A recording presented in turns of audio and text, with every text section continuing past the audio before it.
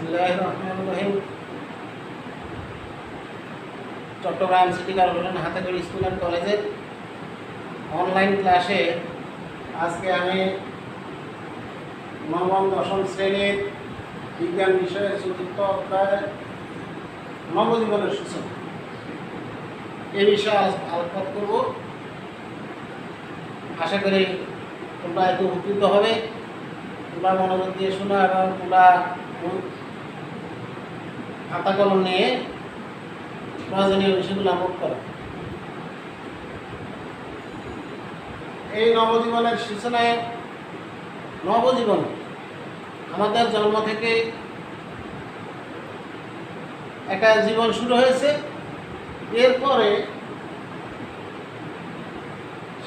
আমাদের জন্মের পরে আমরা বলি শিশু, তারপরে বাল্যকাল, শিশুকাল বা শৈশব, বাল্যকাল, তারপরে কৈশোর বা কিশোর। এই কৈশোর সম্পর্কে মূলত আজকের আলোচনা। কৈশোরের পরে প্রৌঢ়, তারপরে আমাদের প্রৌঢ়, তারপরে হলো বৃদ্ধ। আমরা এভাবে আমাদের জীবনকে কতগুলা ধাপে এভাবে ভাগ করা হয়, তোমরা জানো। এখানে নবজীবন বলতে আমাদের ছেলে মেয়েদের 11 থেকে 19 বছর বয়সকালকে বোঝানো হয় এবং এই বয়সে ছেলে মেয়েদের কতগুলো পরিবর্তন সাধিত হয়। এই জন্য এটাকে বলা হয়েছে নবজীবনের সূচনা। এখন আমাদের সেই 11 থেকে 19 বছর বয়সকালটাকে বলা হয় বয়ঃসন্ধিকাল।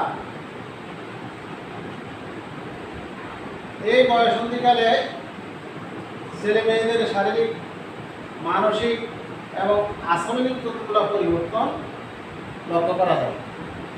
যদিও এই পরিবর্তনগুলো সকলের জন্যই প্রযোজ্য এবং এটা একটা স্বাভাবিক প্রক্রিয়া, তদুপরি অনেকে এই পরিবর্তনগুলোর প্রতি কিছুটা সংকোচ বোধ করে, লজ্জা পায় এবং সে কারণে অনেক সময় স্বাস্থ্যহানি এবং সামাজিকভাবে সে ক্ষতিগ্রস্ত হয়ে থাকে। এই জন্য আসলে বয়ঃসন্ধিকালটা আমাদেরকে ভালোভাবে বুঝতে হবে। বয়ঃসন্ধিকালে যে পরিবর্তনগুলো হয়, শারীরিক, মানসিক বা আচরণিক পরিবর্তনগুলো হয়, সেই পরিবর্তনগুলো হয় কতগুলা হরমোনের কারণে। এই হরমোনগুলা আমাদের শরীরের অন্তঃক্ষরা গ্রন্থি থেকে সাধারণত নিঃসৃত হয়ে থাকে এবং এই অন্তঃক্ষরা গ্রন্থির নিঃসৃত হরমোনগুলোর কারণেই আমাদের এই শরীরের শারীরিক এবং মানসিক বা আচরণিক পরিবর্তনগুলো আমরা লক্ষ্য করে থাকি। সেক্ষেত্রে মেয়েদের ক্ষেত্রে ইস্ট্রোজেন এবং প্রজেস্টেরন নামক দুইটা হরমোন কাজ করে। ইস্ট্রোজেন এবং প্রজেস্টেরন এই হরমোন দুইটা মেয়েদের সাধারণত 10-এর ঊর্ধ্বে বা 11 থেকে ধরা হয়। 10 বছরের পর থেকে এটি সাধারণত অন্তঃক্ষরা গ্রন্থি থেকে নিঃসৃত হতে থাকে এবং তাদের শরীরের বিভিন্ন এই পরিবর্তনগুলো লক্ষ্য করা হয়। আর ছেলেদের ক্ষেত্রে যে হরমোনটা এই শারীরিক এবং মানসিক আচরণিক পরিবর্তনগুলো ঘটায়, সেই হরমোনটার নাম হলো টেস্টোস্টেরন। টেস্টোস্টেরন নামক হরমোনটির কারণে ছেলেদের বয়সন্ধিকালে শারীরিক, মানসিক এবং আচরণিক পরিবর্তনগুলো আমরা লক্ষ্য করি। এখন কথা হলো যে শারীরিক কী কী পরিবর্তন লক্ষ্য করা যায়। ছেলেদের ক্ষেত্রে একরকম পরিবর্তন এবং মেয়েদের ক্ষেত্রে অন্যরকম পরিবর্তন আমরা লক্ষ্য করি। এই জিনিসটা অনেক সময় আমরা লজ্জাবোধ করি বা সংকোচ বোধ করি। মূলত এটা আমাদের সবারই খুবই দরকারি, বা আমাদের নিজেদের মধ্যে এই পরিবর্তনটা আমরা যখন এই বয়সটা পার করে এসেছি আমাদের মধ্যে ছিল, এখন তোমরা এই বয়সটা পার করছো, এখন তোমাদের মধ্যে সেই জিনিসগুলো লক্ষ্য করা যায়। তো সেখানে শারীরিক যে পরিবর্তনগুলো হয় সাধারণত দ্রুত শরীর বৃদ্ধি পেতে থাকে, কণ্ঠস্বর পরিবর্তন হয় এবং শরীরের বিভিন্ন জায়গায় ঘুম গজায় এবং ছেলেদের সাধারণত শুক্রাণু তৈরি হয়। এবং এই শুক্রাণু তৈরিটা কীভাবে তৈরি হচ্ছে যে সেটা হলো যে তাদের স্বপ্নদোষ বা নাইট প্রেশার হয়ে থাকে। এই হলো ছেলেদের শারীরিক পরিবর্তনের বিষয়গুলো। আর মানসিক পরিবর্তনগুলো তো হলো যে সবাই ক্ষেত্রেই একই, সেটা হলো যে তারা বয়স্কদের মতো আচরণ করতে থাকে এবং নিজের মত প্রকাশের জন্য সচেষ্ট হয়। অনেক কিছু তারা তখন সেজেগুজে থাকতে বা অপরের কাছে নিজকে প্রকাশ করতে, জাহির করতে সচেষ্ট হয়ে থাকে। আর আচরণিক পরিবর্তনগুলো হলো আচরণে তারা সাধারণত বয়স্কদের মতো আচরণ করে এবং তাদের পরিবর্তন লক্ষণীয় হয় যে তারা তাদের মত প্রকাশে তাদের মতটা এস্টাবলিশ করতে চেষ্টা করে। দ্বিতীয়ত মেয়েদের যে শারীরিক পরিবর্তনগুলো আমরা লক্ষ্য করি সেগুলো হলো তাদের শরীরে দ্রুত বৃদ্ধি পেতে থাকে, কোমরের হাড় বৃদ্ধি পায়, স্তন বৃদ্ধি পেতে থাকে এবং তাদের সাধারণত 28 দিন পর পর একটা ঋতুস্রাব বা মাসিক ঋতুস্রাব বলে থাকি আমরা এটাকে, ঋতুস্রাব হয়। এটা একটা শারীরিক সুস্থতার পরিচায়ক। সাধারণত এই পরিবর্তনগুলো যদি কারোর মধ্যে না হয়, এই বয়সে এই 11 থেকে 19 বছর বয়সের মধ্যে যদি ছেলেদের যে পরিবর্তনগুলোর কথা বললাম সেগুলা এবং মেয়েদের মধ্যে যে পরিবর্তনগুলোর কথা বললাম আমি, যে তাদের এই পরিবর্তনগুলো যদি সঠিকভাবে না হয় তাহলে বুঝতে হবে যে সে শারীরিকভাবে সুস্থ নয়, অসুস্থ, এবং তাকে তখন বরং আরও ডাক্তারের শরণাপন্ন হতে হয়। কিন্তু তার মধ্যে যদি এগুলো এই যে নিয়মিত মাসিক হওয়া বা তার শারীরিক অন্যান্য পরিবর্তনগুলো যদি সঠিকভাবে হয়ে থাকে তাহলে বুঝতে হবে যে সে পূর্ণ সুস্থ এবং ভবিষ্যৎ জীবনে সে বয়স্কদের মতো পরিবার গঠন, তাদের ভবিষ্যৎ জীবনে যা যা হওয়ার, আমাদের যেরকম আমরা ছোটবেলা বয়সন্ধিকাল পার করে এসে এখন আমরা যেরকম পরিবারের কর্তা কর্ত্রী, ঠিক তদ্রুপ তোমরা একদিন পরিবারের কর্তা কর্ত্রী হবে, সেই স্বাস্থ্যটা পরিপূর্ণ সুস্থ বলে ধরে নেওয়া হবে যদি তোমাদের মধ্যে এই স্ট্রোজেন, প্রজেস্টেরন এবং টেস্টোস্টেরন হরমোনগুলো যতটুকুভাবে কাজ করার ফলে তোমাদের বয়সন্ধিকালের যে লক্ষণগুলো এগুলো যদি তোমাদের মধ্যে প্রতিফলিত হয় এবং এই প্রতিফলিত হওয়ার ফলে তোমরা কোনো প্রকার লজ্জা বা আয়োজন করবে না।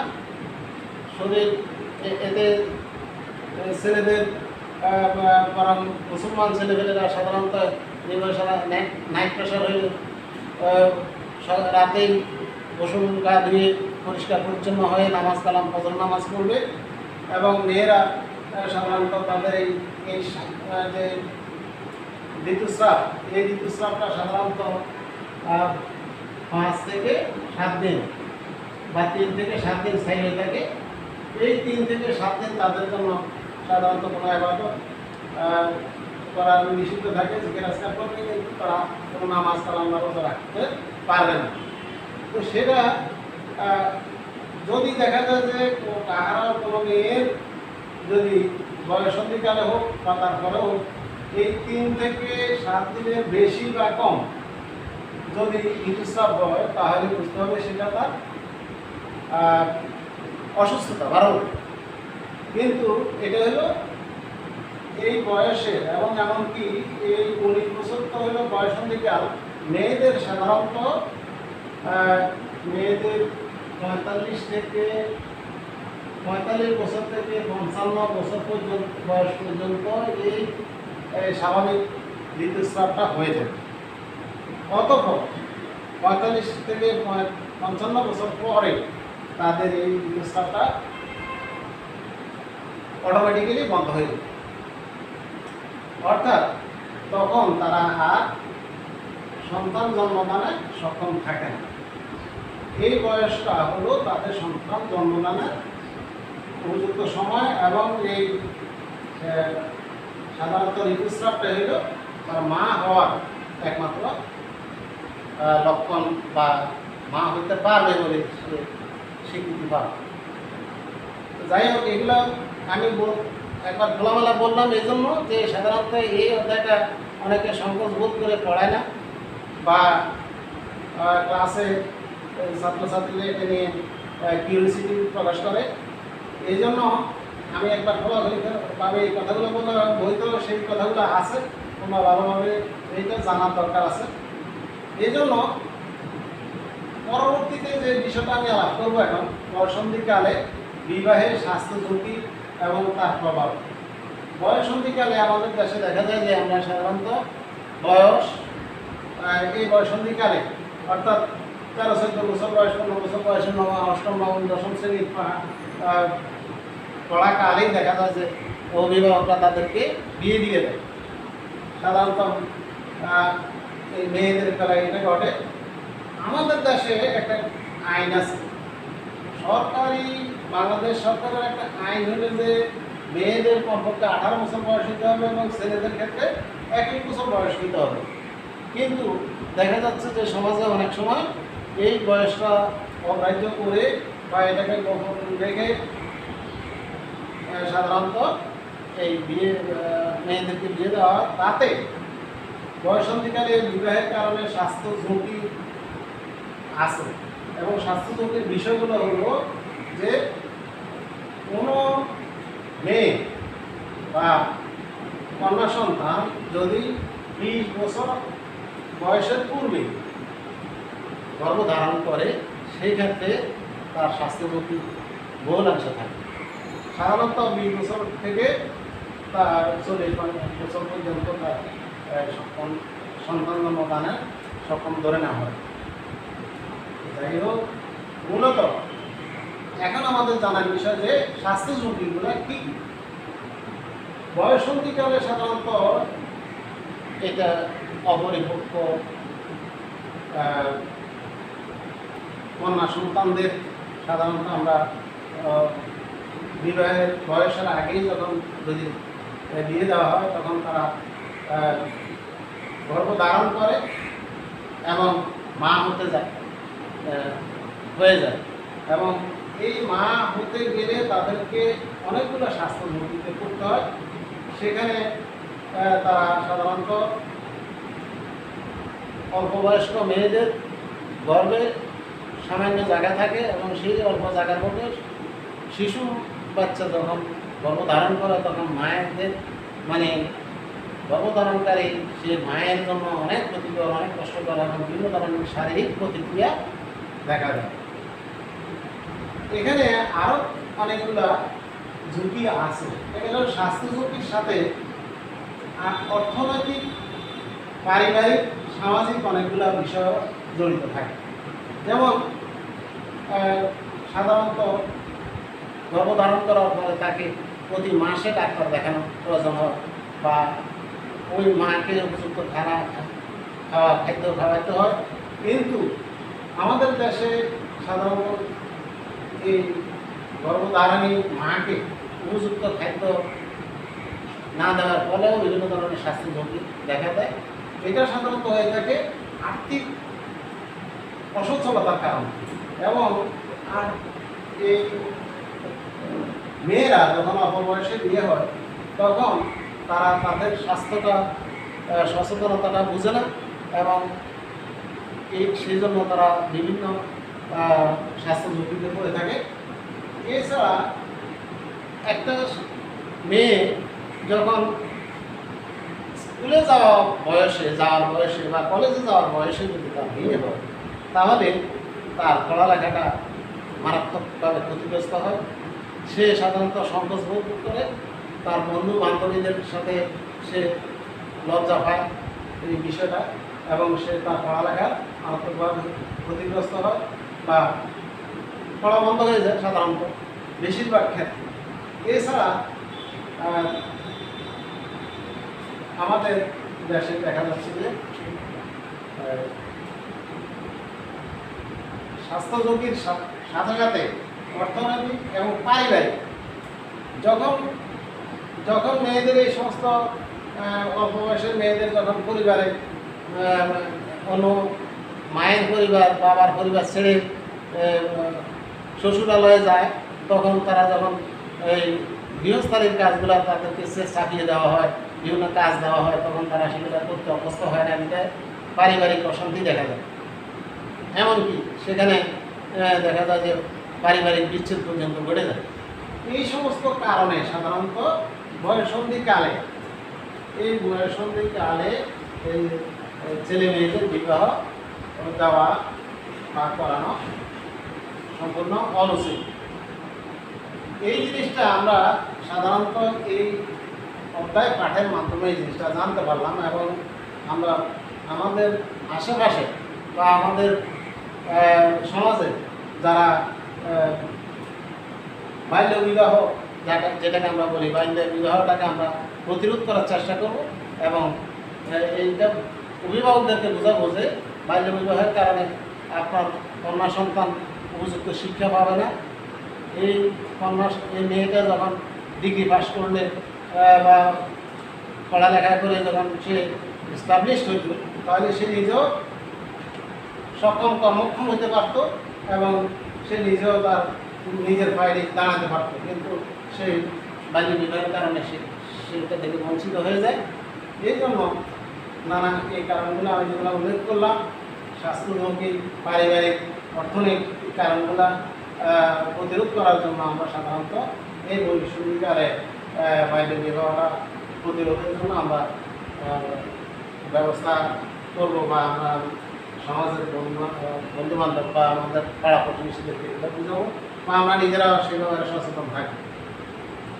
এইগুলো বয়ঃসন্ধিকালে বিবাহের স্বাস্থ্য ঝুঁকির বিষয়টা। আরেকটা বিষয় এখানে আছে, টেস্ট টিউব বেবি সম্পর্কে ধারণা। টেস্ট টিউব বেবিটা কি? টেস্ট টিউব বেবিটা হলো যে ইতালির একজন বিজ্ঞানী ডক্টর পেট্রুসি নামক একজন বিজ্ঞানী, তিনি 1959 সালে উনি সক্ষম দম্পতির শুক্রাণু এবং ডিম্বাণু একটা পালন কক্ষে বা একটা টেস্ট টিউবের মধ্যে মিলন ঘটিয়ে সাধারণত এটাকে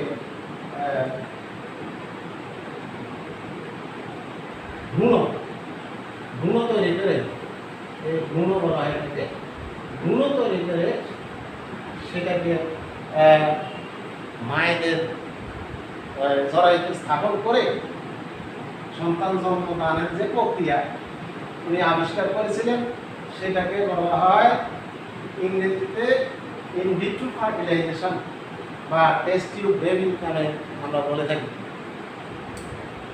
এই 1959 সালে ডক্টর পেট্রুসি যে শিশু সন্তান কৃত্রিমভাবে জন্মদানের জন্য যিনি আবিষ্কার করেছিলেন, সেটি বেশি দিন বাঁচে নাই বা জীবিত ছিল না, মাত্র 29 দিন জীবিত ছিল। তারপর শিশুটি মারা যায়। পরবর্তীতে আমেরিকা এবং ইংল্যান্ডের বিজ্ঞানীরা এটি সফলভাবে আবিষ্কার করতে সক্ষম হন এবং বর্তমানে যে সমস্ত দম্পতি সন্তান জন্মদানে অক্ষম, অর্থাৎ যাদের সন্তান হয় না, তারা এই ইন ভিট্রো ফার্টিলাইজেশন পদ্ধতিকে ব্যবহার করে সন্তান জন্মদানে সক্ষম হচ্ছে বা সন্তান নিতে সক্ষম হচ্ছে। এবং এটা অত্যন্ত এখন আমাদের দেশেও একটা জনপ্রিয় হয়ে উঠছে। এই বিষয়টা হলো যে এরকম যে একটা সক্ষম দম্পতি থেকে শুক্রাণু এবং ডিম্বাণু সংগ্রহ করা হয় এবং এটা বিশেষ পদ্ধতিতে সংগ্রহ করা হয় এবং সেই শুক্রাণু এবং ডিম্বাণুটাকে টেস্ট টিউবের মধ্যে মিলন ঘটিয়ে ভ্রূণ তৈরি করা হয় এবং ভ্রূণটাকে অতি যত্নে মায়ের জরায়ুতে স্থাপন করে সেটিকে লালন পালনের মাধ্যমে স্বাভাবিক যে কন্যা সন্তান জন্ম হয় সেভাবে জন্ম দেওয়ার যে প্রক্রিয়াটা সেটাই হলো টেস্ট টিউব বেবি। এটা এখন সাধারণত আগে নিঃসন্তান যারা ছিল তাদের জন্য এরকম কোনো ব্যবস্থা ছিল না। এখন আমাদের দেশে বা সারা বিশ্বে এই টেস্ট টিউব বেবির প্রচলনটা আছে এবং এর ফলে অনেকে মুখে হাসি ফুটছে এবং তারা তাদের বাচ্চা লালন পালন করছে বা বড় হচ্ছে সময়। যাই হোক, এরপরে আরেকটা বিষয় এটা হলো যে শিশুর লিঙ্গ নির্ধারণ কৌশল। এটা আমাদের সমাজের একটা ধারণা আছে যে আমাদের সাধারণত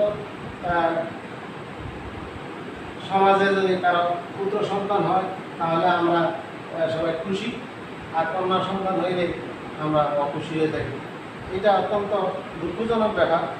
এই ব্যাপারটা কিন্তু আমরা যারা মুসলমান তারা করে থাকি যে আল্লাহর ইচ্ছাই হয়ে থাকে। তারপরেও বিজ্ঞানীদের একটা বিশ্লেষণ এখানে আছে। সেই বিশ্লেষণটা হলো যে সন্তান সাধারণত হয়ে থাকে মানুষের জীবকোষে সাধারণত 23 জোড়া ক্রোমোজোম থাকে। এই 23 জোড়া ক্রোমোজোমের মধ্যে এক জোড়া হলো লিঙ্গ নির্ধারণী ক্রোমোজোম। 23 জোড়ার মধ্যে এক জোড়া লিঙ্গ নির্ধারণী বা সেক্স ক্রোমোজোম বলি, লিঙ্গ নির্ধারণী ক্রোমোজোম।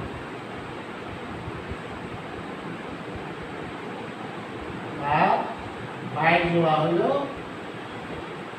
দেহকোষ গঠন। দেহকোষ গঠনে কাজ করে থাকে। এই 23 জোড়া ক্রোমোজোম আমাদের মানুষের সাধারণত জীবকোষের মধ্যে থাকে। এখন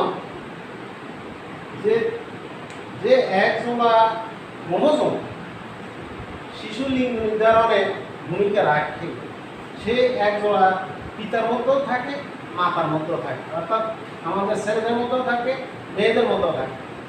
সেখানে একটু ব্যতিক্রম হলো এই যে পিতার ক্রোমোজোমের মধ্যে এক জোড়া যে ক্রোমোজোম, সেই এক জোড়ার মধ্যে একটা থাকে এক্স আর একটা থাকে ওয়াই।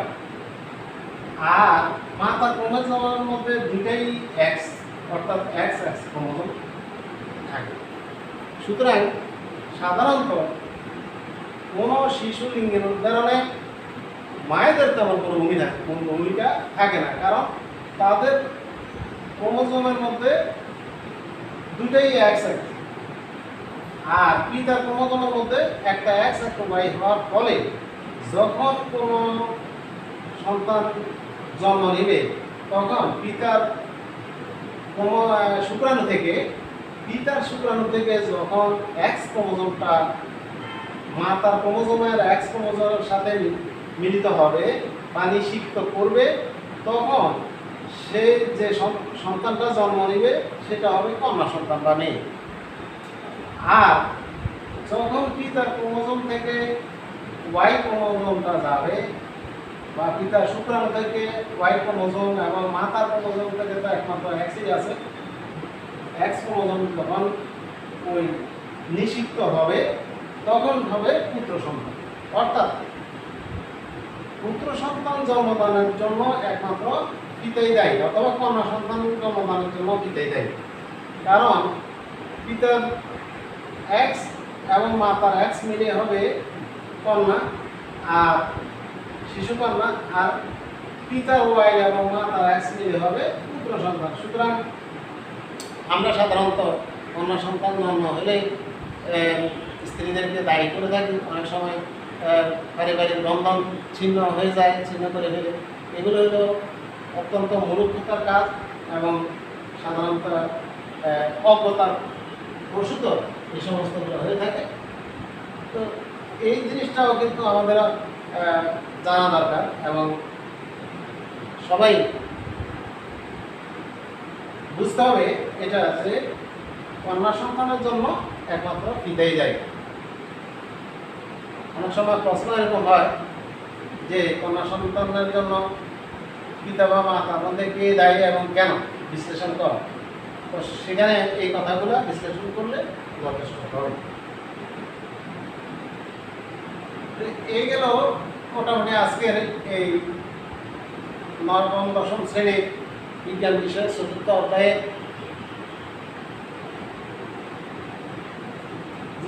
নবজীবনের সূচনা বিষয়টা আলোচনা। এছাড়া আমাদের আরও তিনটা বিষয় রয়ে গেছে, সেটা হলো যে জীবনের উৎপত্তি বা জীবের উৎপত্তি, ক্রমবিকাশ এবং বিবর্তন। সেগুলো ইনশাল্লাহ আমরা পরবর্তীতে কোনো এক ক্লাসে আলোচনা করব। এখন এই পর্যন্ত আজকের এই আলোচনা এখানে শেষ করে তোমাদের সুস্বাস্থ্য এবং ভবিষ্যৎ উজ্জ্বল কামনা করে আমি আমার আজকের ক্লাস এখানে শেষ করলাম। আল্লাহ হাফেজ।